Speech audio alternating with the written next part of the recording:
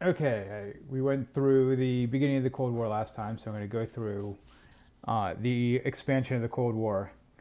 And so we went over last time the expansion of the Cold War into parts of Asia with the Chinese Civil War. And so what this map shows is that after World War II, as decolonization occurred and new countries were formed in former European colonies, there's going to be a lot of pressure to join one side or the other. There are some gray countries on here that are able to remain non-aligned, where they don't join either the American team or the Soviet team. But there's a lot of pressure placed by both the Americans and the Soviets on these new countries. Some of it's just financial pressure, and some of it's more military. But the countries here, as they emerge, they are pressured to be either pro-Soviet or pro-American. This doesn't mean they have to be democratic and capitalist or communist and dictatorial. It just means they have to be willing to oppose the other side. That's what both are looking for at this point.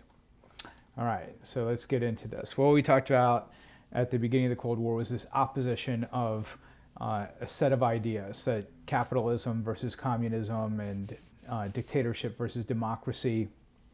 And that is what makes the Cold War so deep.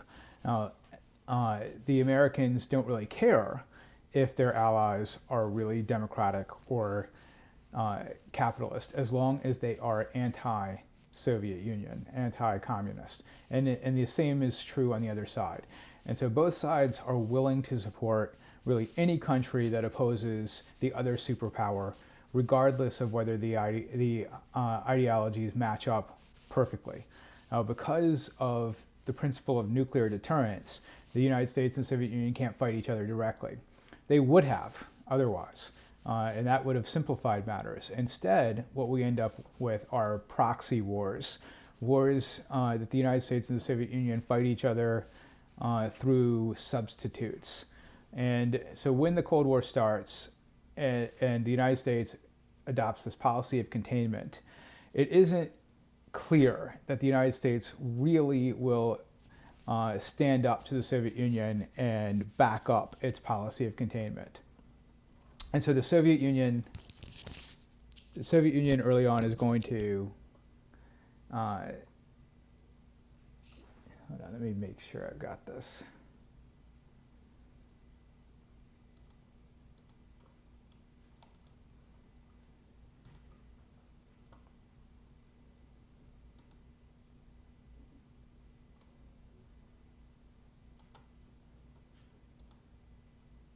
All right, there we go. Now the audio is there. So the Soviet Union at the beginning of the Cold War knows they can't fight the United States directly because of this principle of deterrence, but they're also not sure that the United States is going to really stand up to Soviet expansion or communist expansion and oppose the Soviet Union around the world. They're not really sure then that the United States is going to stand up and apply the policy of containment.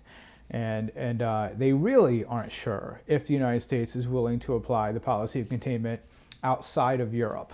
So the Soviet Union begins to probe this, and the area where they probe it first is close to China and Korea.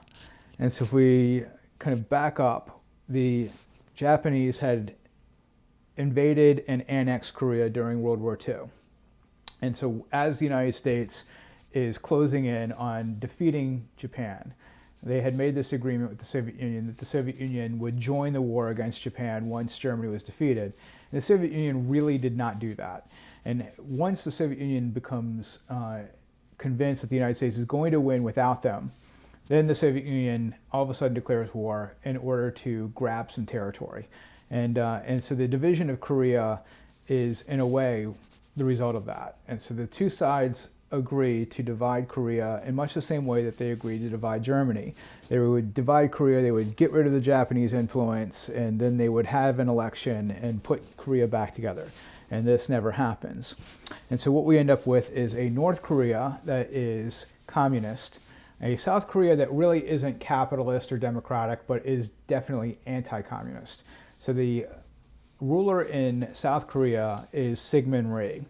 And Syngman Rhee was a Korean patriot who had done more than really any other World War II leader in driving the Japanese out. And so he is the most popular figure in Korea. If there was an election, he would win. And so for that reason, the communists block the election. They don't allow it to happen. So that's the background. We have this division between communist and non-communist Korea that was supposed to be temporary and eventually have a reunification. And so then, remember, we have the Civil War in China. The United States more or less allows it to happen. And so while the United States was appalled that it occurred, from the Soviet perspective, the victory of the communists in China was proof that the United States would not apply the policy of containment outside of Europe. And so the Soviets then encouraged their communist allies in North Korea to invade South Korea and try to unite the peninsula under communist rule. And so that's what leads to the Korean War. And so the United States goes to the United Nations and is able to get the United Nations to declare this to be a police action, since North Korea is clearly the aggressor.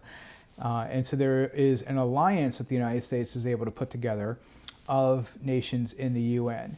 So this gives the United States a good deal of legitimacy. And so we can see from the beginning how this is backfiring from the Soviet perspective. It paints the Soviets as the bad guys.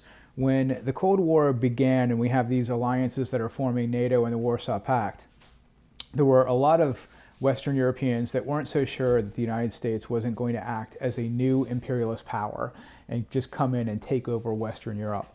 And so once this happens, there's a lot of support. There's this groundswell of support for the United States as a result of the Korean War. So MacArthur, who was the general in charge of the occupation of Japan, he is going to lead these Allied forces in the Korean War. And so you can see the arrow there on the middle map. This is where he lands at Incheon, which was the largest amphibious landing at that point in history, bigger than D-Day. And so his plan is to cut off the North Korean forces, surround them, wipe out that army, and then turn around and march north. And this is fantastically successful. And so MacArthur pushes into North Korea, and now it looks like Korea could be unified under the South Korean government, the pro-American government. And this is when the Chinese get involved. And so the Chinese come across the border, and China at this point did not have a good deal of technology, but they had lots and lots of people, and they were nearby. And so here is where we get into the dilemma of any kind of Cold War conflict. So winning the war in the traditional sense would involve one of the two forces uniting the country. And so the United States, to win the war, would have had to use nuclear weapons, which is exactly what MacArthur wants to do. He wants to nuke China.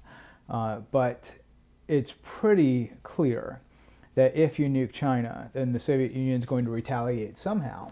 And that could involve taking West Berlin or taking West Germany. And then you have this escalation to a full-blown world war and possibly nuclear holocaust. And so this is why both sides are compelled to limit themselves. So what happens at the end is Korea is divided. The armistice line on the map to the right is almost at the same point as Korea was divided before the war. And so we end up with this divided Korea today. But from the American perspective, containment has worked. And so this is a victory for the policy of containment. The whole point of getting involved was to stop the North Koreans from spreading communism to South Korea, and they do this. And so there are good outcomes for the United States that I mentioned, that its allies are more firmly behind it as a result of this obvious case of communist aggression. But one of the negative side effects is that the United States becomes overly confident that military force almost alone can be used to contain communism, kind of forgetting the lesson of the Marshall Plan, that the Marshall Plan worked as a result of American economic power, and that could be used to contain communism as well. And so where we're going to see this mistake really play out is in Vietnam. And so if we go back here, we have a country that in the late 19th century was colonized by the French. So when we fast forward to the World War II era, the Vietnamese had fought a war of liberation against the Japanese, the French, the French first, then the Japanese, and the French again. And so when the French took over Vietnam, they had done a pretty good job of eliminating all of the nationalist groups that could resist their rule. And one group that flew below the radar that they didn't eliminate was the communists. The communists at that point were so small that they just weren't taken seriously by the French. And the leader of the communist movement, the leader who emerges, is Ho Chi Minh. Ho Chi Minh is the Vietnamese equivalent of Syngman Rhee in Korea. He is the guy who leads the charge against the Japanese during World War II. And then when the French return, he organizes the resistance to the French. And so to many Vietnamese, Ho Chi Minh is seen less as a communist leader than as a patriot, as George Washington, as a fighter against imperialism. And so now there's the threat that Vietnam will become a communist country. And so this is where the United States gets involved. The United States forces a peace conference, and at that peace conference, Vietnam is divided, and North Vietnam is the area controlled by Ho Chi Minh's government, so it is communist, and South Vietnam is non-communist. I mentioned the mistake of seeing this as a military situation. As was the case in Western Europe, after World War II, there's a good deal of poverty in Vietnam. There's been a lot of conflict, and so what Vietnam really needs, if the United States is going to fight communism there, is an infusion of money as a way of drawing people away from a socialist solution. And so what the United States does instead is it imposes a government in South Vietnam that is widely seen as a puppet government.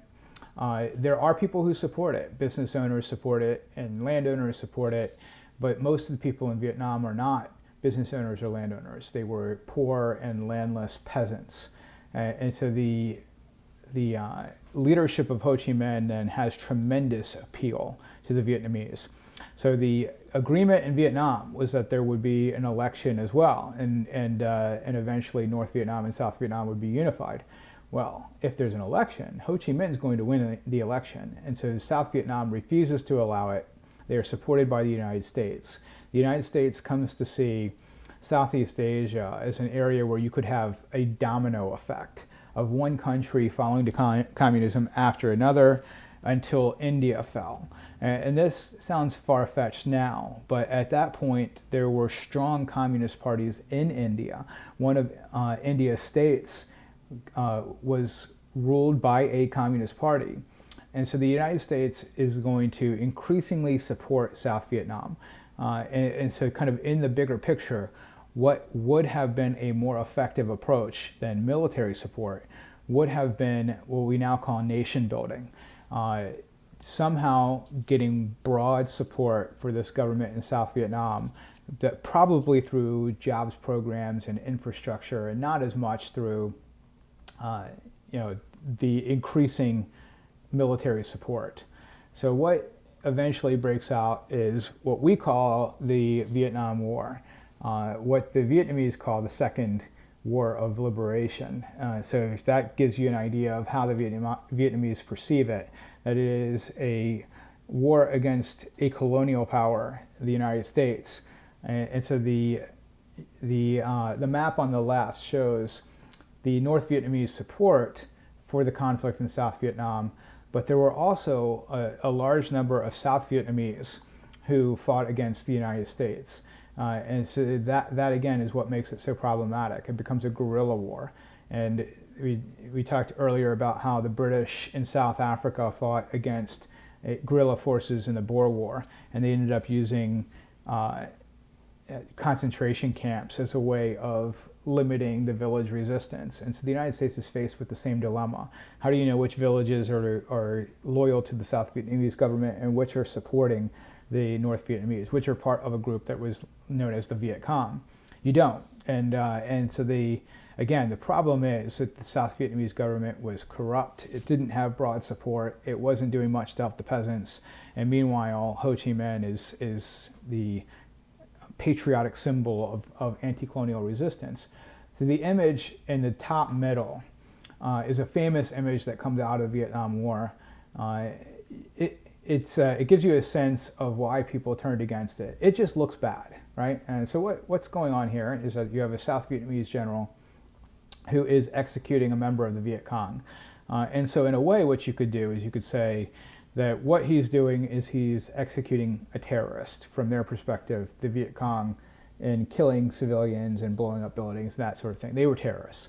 And so the picture, though, looks bad because it's a summary execution. There's no court of law. And this is what causes the American people to increasingly turn against support for the South Vietnamese government. So on the graph to the right, you see American involvement kind of peaking, and then the United States begins to withdraw. And so this is where the mistake in the policy becomes clear, because as the United States withdraws, the South Vietnamese are not able to resist the Viet Cong and North Vietnamese. And so while the United States was winning from a military perspective, American soldiers killed far more North Vietnamese soldiers. The North Vietnamese soldiers killed American soldiers, and the strategic positioning of the American army was far superior to that of the Viet Cong or North Vietnamese armies. While that might be true, it was impossible to win the war while many South Vietnamese did not support their government. And so what ultimately happens is the policy of containment fails. And this is why the Vietnam War is viewed as a loss for the United States. If the Korean War is a victory because containment worked, then the Vietnam War has to be a failure because containment does not work. And once again, we can kind of play out the hypothetical of what would have happened had the United States nuked North Vietnam or invaded. There would have been an escalation. There would certainly have been an escalation. And how would the Soviets have retaliated for that kind of move? And so that's why these Cold War conflicts always involve the superpowers kind of fighting with one hand tied behind their backs. You can only escalate to a certain degree before you run the risk of a nuclear conflict or a conflict directly between the superpowers. The Soviets are going to face the same problem in Afghanistan. The United States is going to support the anti-Soviet forces there. And so the Soviets are eventually going to reach a point where if they expanded the conflict, then that almost certainly would have provoked a more direct war between the United States and the Soviet Union. So you can only go but so far. Returning to Russia, so in 1952, Stalin dies under suspicious circumstances where he suffers the stroke and his followers aren't doing very much to help him. He doesn't get a doctor until midnight, and there's a power struggle that follows. The dark horse candidate in that power struggle was Nikita Khrushchev, who was born into a peasant family. He is the great example of somebody who had a lot of opportunity as a result of the Bolshevik Revolution in Russia. He was not well educated, but we could say of him that his heart was generally in the right place, and he did not want a nuclear war. And early on in his time as General Secretary, he gives a speech, which is known as the secret speech, because it was a speech to the Central Committee that was not published at that time, that initiates what's called the thaw in the Cold War. So during the time when Stalin was in control, the Cold War is icy cold. And then Khrushchev comes along, and his policy is peaceful coexistence. And he thinks communism is going to win, and it can win without a military conflict. And so if that's the case, why run the risk of war? Now the problem here is that Khrushchev, as somebody who wasn't well educated and wasn't well informed about diplomacy, can act erratically. And so while he did not want a war with the United States, he sometimes pursued actions that ran the risk of a war. And so we see that in 1961 with the construction of the Berlin Wall. And so the construction of the Berlin Wall was in violation of all of the peace agreements that were signed willingly by the Soviet Union during and after World War II. And so Khrushchev, though, is faced with this dilemma of Eastern Europeans generally, East Berliners in particular, crossing into West Berlin, which was clearly more prosperous. And so the Berlin Wall is constructed really all the way around West Berlin, not just between the eastern and western part. And when they constructed it, it was so unplanned that it crossed roads, it crossed bridges, it crossed buildings. And so at first, the problem for the people guarding the wall was that you could enter a building on the East German side and literally walk through the building and come out on the West Berlin side. So then the Soviets blocked off the exits and walled them up. So people would then go in through a window and they would come out through the first floor window on the other side. So they blocked up those windows, and then people would go into the building. They would hail the West Berlin Fire Department and they would escape that way. And so ultimately, though, the Berlin Wall is sealed, and while people still escaped, it becomes that concrete symbol of the Iron Curtain. So the other area where Khrushchev acts erratically, and where we are still not altogether certain why he did what he did, was in Cuba. So going back, the United States had supported in Cuba a dictator, Batista. We supported a series of dictators in the Caribbean, and FDR famously said of the dictator we supported in the Dominican Republic, he may be a bastard, but he's our bastard, that kind of thing. Or I think he may be an SOB, but he's our SOB. And that was Batista in Cuba. Batista was anti-communist. He was pro-American and supported American business in Cuba. And so in Cuba, we have an economy that was referred to by opponents of the West as neo-colonial. And so while Cuba produced a lot of sugar wealth, virtually all of the refineries and much of the sugar-producing land, all of it was owned by American companies. And so that meant that much of Cuba's wealth left Cuba and went to the United States. And the same thing is true of oil refineries that Cuba had. They tended to be owned by the United States, and the majority of the wealth went to the United States. And so the combination of American business domination of Cuba and Batista's dictatorship is what prompts Fidel Castro to lead a small force into Cuba. I mean, a tiny force, under 100 people. And so Batista's dictatorship was so fragile that topples it.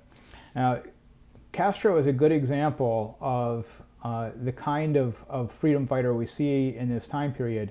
It's not clear if he was a communist when he took control, but he has taken control of a country 90 miles away from the United States, and promptly, upon taking control of that country, he begins to nationalize the sugar plantations and the sugar refineries and the oil refineries in Cuba, which had been owned by the United States. And so that's like stealing from the United States. The United States is going to oppose those actions.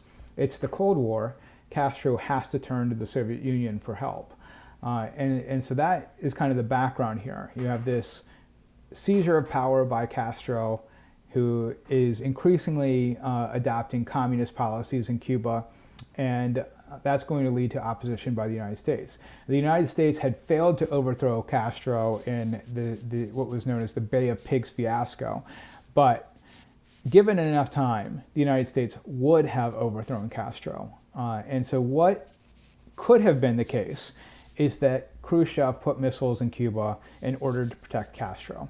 What also could have been the case is that he put missiles in Cuba to balance a strategic imbalance between the United States and the Soviet Union. In the early 1960s, the most accurate missiles were called intermediate or medium range missiles. Your long range or intercontinental ballistic missiles were not accurate yet. And the United States had missiles in Turkey and had missiles in West Germany and near Japan that could hit all of the main cities of the Soviet Union. Whereas the Soviet Union in 1960 did not have missiles that could hit the United States' main populated centers. And so maybe he's putting the missiles there in order to redress that strategic imbalance. Going back to Castro, one of the famous stories about him is that he tried out as a Major League Baseball pitcher. So it's one of those missed opportunities, kind of like Hitler in the art school. If he had just been a little bit better as a pitcher, and we could have avoided some of these things. And so all of this leads to the Cuban Missile Crisis, which we talked about a little bit last time. The Cuban Missile Crisis is the closest that the two superpowers come to a nuclear conflict. The two superpowers had been engaging in what we could call brinkmanship. If you walk up to the brink, to the edge of a cliff, and you're kind of daring the other side to back down first. So if we kind of look at this from an international law perspective, the Soviet Union didn't do anything that was against the law. Castro was an ally of the Soviet Union. Castro wanted the missiles there. It was very similar in a way to what the United States was doing in Turkey. However, the Soviet Union made two critical mistakes. So one is that they failed to see how the United States viewed the Caribbean in much the same way that the Soviet Union viewed Eastern Europe. In 1956, when Khrushchev first took power, there was an uprising in Hungary. And the United States, under Eisenhower at that time, did not get involved. And the reason was that American policymakers believed that the Soviet Union would escalate any conflict if the United States intervened in their sphere of influence. And so it seems that Khrushchev didn't understand that we would view Cuba in the same way that he viewed Hungary. During the Cuban Missile Crisis, this was explained to one of the Soviet ambassadors, and it was just kind of this dawning, oh, yeah, that's why you're so angry, kind of thing. So the lack of communication between the two sides is to a good extent responsible for this. The other big mistake is that he tried to sneak the missiles into Cuba. And this was successful for a while, but the United States was running spy planes over Cuba, so eventually we photographed them. And when we photographed them, when we had evidence, the Soviets still refused to admit that they had missiles in Cuba. And so this led to a famous incident in the United Nations, a meeting of the General Assembly of the United Nations. And so in that session, the United States accused the Soviet Union of having missiles. The Soviets said, no, we didn't put missiles in Cuba. And then the United States unveiled these poster-sized versions of the photographs, and the world was shocked. And so this is one of those public relations failures. I mean, because the Soviet leaders didn't really have to worry about what electors thought. They failed to see how sneaking the missiles in would be viewed by the international community. And so the Soviets then look like the bad guys, even though they're breaking no laws. And so the Cuban Missile Crisis takes us very, very close to a nuclear war. And after this, the two superpowers are going to step back. And they're going to establish direct lines of communication so that there can't be this kind of close call again. All right, so let's kind of move along to the decline of the Soviet Union. And so the Soviet Union has this economic system that technically is totally controlled by the government. Right? So I say technically because there's always a black market. And under Khrushchev, there were some allowances made for private ownership of land and business. And so here's what they have. They have this completely state-run system that was geared towards heavy industry, really military production. And so military technology in the Soviet Union tended to be great.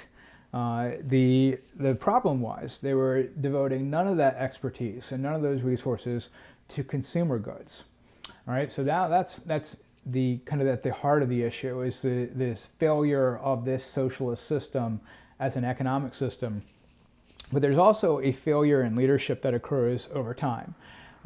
Khrushchev loses a good deal of prestige over the Cuban Missile Crisis. He is forcibly retired by Brezhnev, who succeeds him as General Secretary of the Soviet Union. And Brezhnev was a product of the Soviet system. And so he tended to defend the planned economy and the bureaucracy that had emerged. When you plan an economy in the way that the Soviet Union does, then you end up with a massive government. And so you have this gigantic bureaucracy where at each level there are people who are benefiting from the status quo. And so they are going to put the brakes on any kind of reform or change that the government is trying to push through. And so while Brezhnev is kind of in his prime, he is actually an effective general secretary who diminishes tensions with the United States. It's during Brezhnev's time as general secretary that the United States and the Soviet Union sign a series of nuclear arms reduction pacts. But there are two problems with Brezhnev's regime. And so one is he overextends Soviet resources. And so one example of this happens in 1968. There's a movement in Czechoslovakia to establish greater freedom within a socialist system, and that's crushed by the Soviets and their allies. And what Brezhnev announces at that point is that any of these efforts made in Eastern Europe to vary much from the Soviet model of socialism would be put down. And so that's how the Soviet Union is going to experience what we could sometimes call imperial overstretch. Trying to control Eastern Europe is too expensive in the long run. But the greatest example of this is the Soviet invasion of Afghanistan. And so the Soviets did not do this as the Americans feared in order to gain control of oil. They did it because there were so many adherents of Islam in the southern part of the Soviet Union, and they were afraid of the events that were occurring in places like Iran and Afghanistan, where you had a turn to fundamentalist forms of Islam. And so the military expenditures there are going to put a lot of pressure on the Soviet economy. But kind of the biggest thing is the failure to reform the Soviet economy. It had become clear that the Soviet economy was in decline. And so if we look at the chart at the bottom, the produced national income, it takes a bump up in the 1966 and 1970 period, and then declines again, and then sharply declines in the 80s. So the decline was already occurring in the 1960s. What masks it for a while is oil prices go up, and the Soviet Union has vast oil and natural gas reserves. And so for a while, this allows the Soviet Union to continue using the economic system that more or less dated back to Stalin's regime. Now, at this point, that system was no longer functioning well. So remember that Stalin was able to get people to work hard by convincing them that there was a state of emergency and that the Soviet Union could be invaded, and it was, right? And by using his terror, by using the secret police force. Well, by the time we get to Brezhnev's regime, while the Soviet Union is still trying to control thought and still silencing dissent, they're not killing people anymore. And so that's not going to be a reason for people to work hard. And the other problem here is that there are no consumer items. There are very few consumer items in the Soviet Union. And the example I've used before is that the Soviets failed to produce jeans, blue jeans, an easily produced item. It could have addressed some of this consumer demand. And instead, remember, they're funneling all this money into things like the military. And so they're cutting corners in order to make up for these economic shortfalls. And that's what leads to, in the mid-1980s, the meltdown at Chernobyl, where the reactor essentially explodes. Chernobyl becomes more or less a nuclear device. And this is because of the way that the Soviets tried to cut corners. It's the product of the totalitarian regime that the Soviet Union had, because you don't have to worry about consumer groups looking over your shoulder.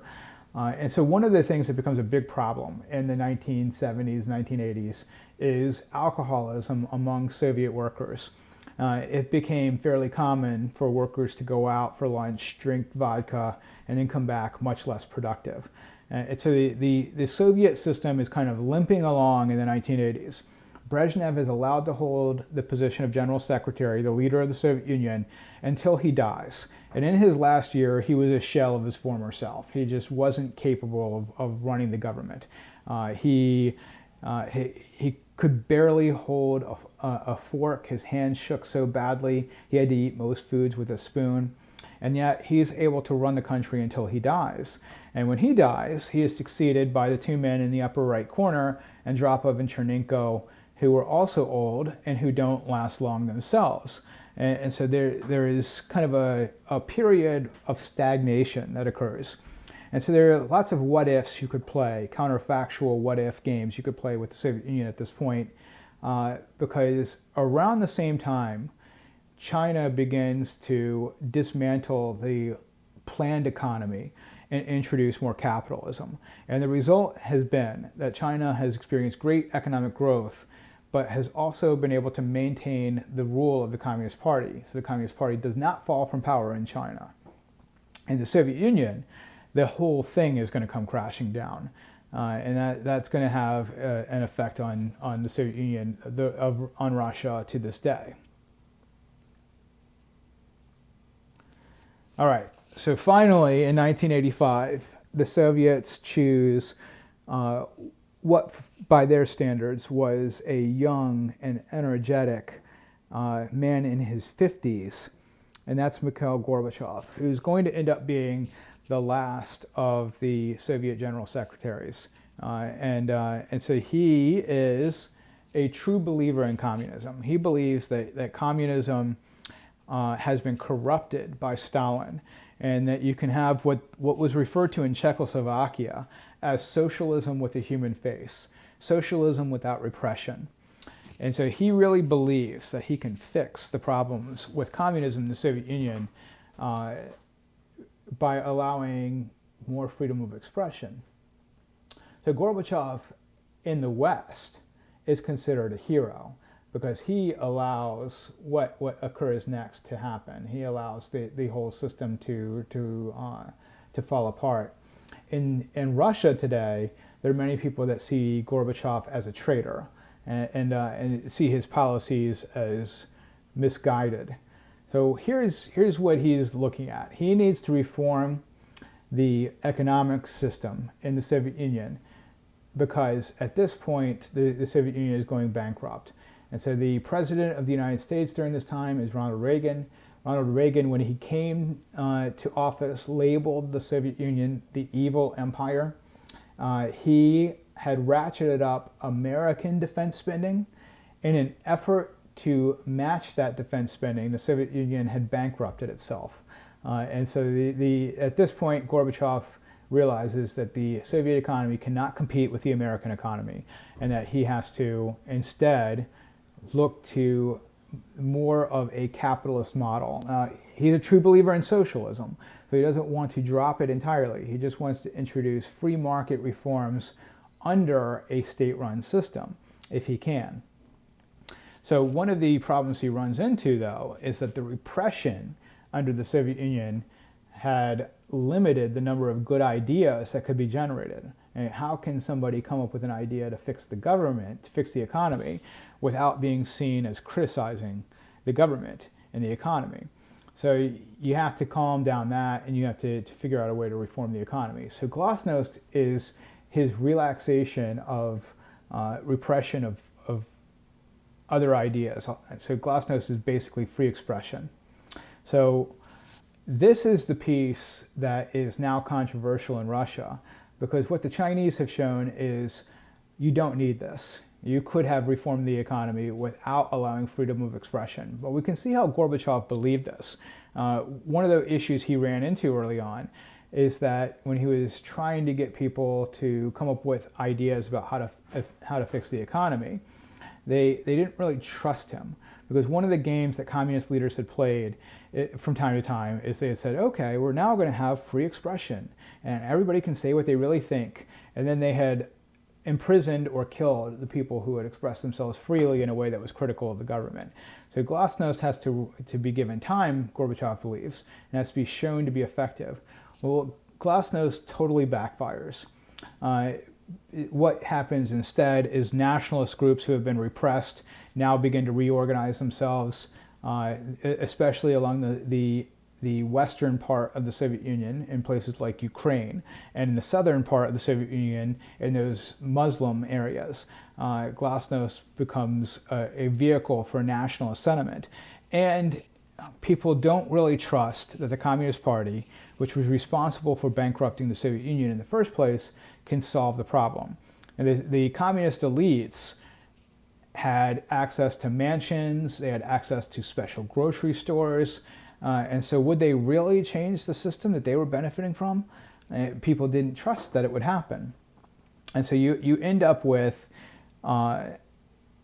reformers emerging as a result of Glasnost who are going to challenge Gorbachev's authority, like Boris Yeltsin, who becomes the first president of Russia, Russia as an independent state.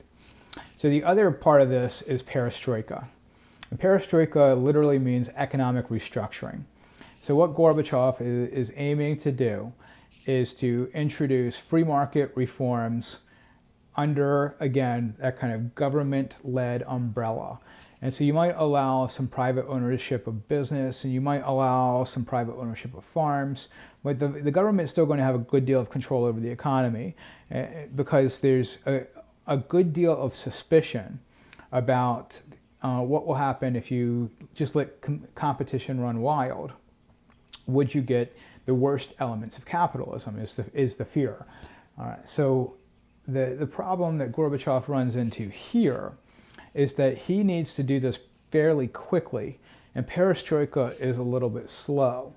And on top of that, how do you go from a totally planned economy to a capitalist economy? It's tricky, because if we take steel manufacturing, if you go to even a city in the United States that is known for steel manufacturing like Pittsburgh, what you're going to find are a number of companies that produce steel. And so what you find in, let's say, Moscow, is that because everything's run by the government, you would have one massive steel manufacturing factory. And so how do you break that up? It becomes really tricky. So what ends up happening, the mistake the government's going to make, is that people who had ties to the government are going to corruptly be able to purchase those manufacturing firms. And so you shift from a state-run monopoly to a privately held monopoly. And so it again kind of backfires on them. All right, so what I'll do is I'll go over the beginning of this in Eastern Europe, and then we'll talk about the collapse of the system in Germany next time, and we'll wrap up the end of this. So Glasnost and perestroika are applied to Eastern Europe. And what Gorbachev announces is that Brezhnev doctrine, where Brezhnev had announced that he was going to repress any state that tried to diverge from Soviet socialism, is dropped by Gorbachev. So Eastern Europe then is allowed to express sentiments freely and to shift its economy. And so this is going to lead to a resurgence of nationalism. And so the Poles, for example, the people of Poland, had deeply held grievances with Russia. So if we kind of go back in history, in the late 18th century, in the 1780s, 1790s, Russia, Prussia, and Austria had wiped Poland off the map. And when Poland came back in 1919 as a result of the Peace of Versailles or the other peace treaties. Then Poland was independent, and then once again wiped off the map by, in this case, Soviet and Nazi Germany actions.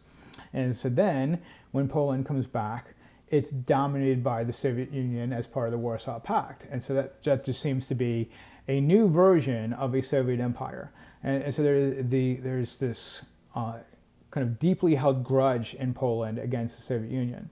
So we'll see similar types of attitudes in other countries. So kind of the big picture is you have all of these grievances against the Soviet Union, which come to the forefront as a result of Glasnost. And to Gorbachev's credit, he does not use the Soviet military to repress them. Other leaders in his position would have said, enough of this. This is not what I wanted, and they would have crushed this movement. It would have been bloody. And the Soviet Union still had the largest land force in the world. They could have done this. Even with the economic need, the need for loans from the West, the Soviet Union could have put an end to what happened in 1989. And we know this because in China in 1989, there are demonstrations for democracy at Tiananmen Square, and the government crushed those demonstrations and killed and arrested demonstrators at Tiananmen. So what we have in 1989 then is essentially a bloodless revolution. The revolution is allowed to happen. The Soviets stand on the sidelines. And again, from American perspectives, this is what makes Gorbachev a great leader. He stands by his word when he instituted Glasnost, and he stands by his word with Perestroika, and he does not put down the 1989 revolution. From the Russian perspective, this is what makes him a failure. He could have been more like Deng Xiaoping of China, who reformed the economy without losing this kind of political control. And so we start with Poland. In Poland, a group that had organized back in 1980 called Solidarity. Solidarity is joining together. In Poland, there had been a series of strikes in 1980 that were put down by the communist regime with Soviet support. And so now we go only 9 years into the future, and Solidarity is allowed to organize. They are allowed to form political parties, and we end up with, in Poland, a open election held, and the leader of Solidarity, Lech Walesa, becomes the leader of Poland. And so that is a victory for the anti-communist forces, but Poland was still surrounded by other Eastern European countries. And so the bigger change occurs when Hungary breaks away. And again, you have a bloodless revolution, free elections are held, a non-communist government is elected, and that government in Hungary opens the border. And so the Iron Curtain really falls when Hungary has the free elections. And this is going to put a lot of pressure on the other Eastern European countries and on the Soviet Union itself, which is what we'll get to in the next lecture on this. But I'll go ahead and stop there.